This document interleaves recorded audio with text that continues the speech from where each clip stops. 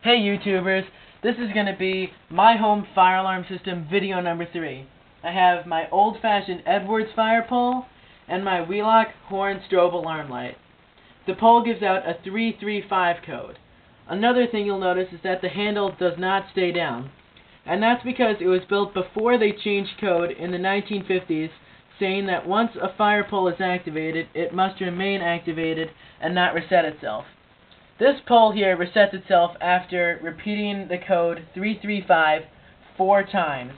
And I'm going to show you the clockwork after I pull it. So here we go.